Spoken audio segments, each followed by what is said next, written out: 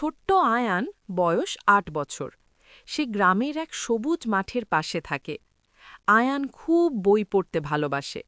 তার সবচেয়ে প্রিয় বন্ধু হল তার পোষা কচ্ছপ টুনটুন।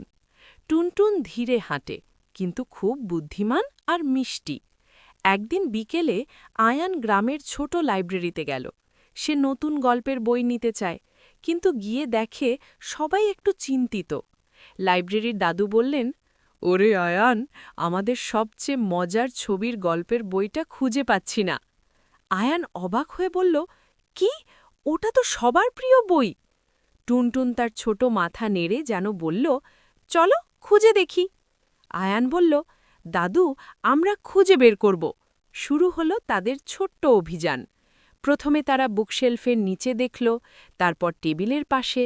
টুনটুন ধীরে ধীরে মেঝের কোণা কোণা ঘুরে দেখছে। হঠাৎ টুনটুন থেমে গেল। আয়ান জিজ্ঞেস করল, কি হলো টুনটুন? টুনটুন তার ছোট পা দিয়ে জানালার পাশের পর্দার দিকে ইশারা করল। আয়ান পর্দা সরাতেই দেখে ওখানে একটা ছোট টেবিল, আর তার নিচে পড়ে আছে সেই হারানো গল্পের বই।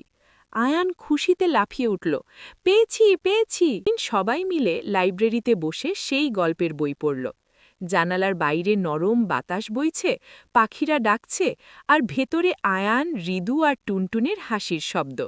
গল্পের শেষে আয়ান বলল, বন্ধু মানে শুধু খেলাধুলা নয়, সত্যি কথা বলা আর একে অপরকে সাহায্য করা। সেদিন থেকে লাইব্রেরিতে একটা ছোট্ট নিয়ম হলো, বই নিলে ঠিক জায়গায় রাখব, আর ভুল হলে সত্যি বলবো।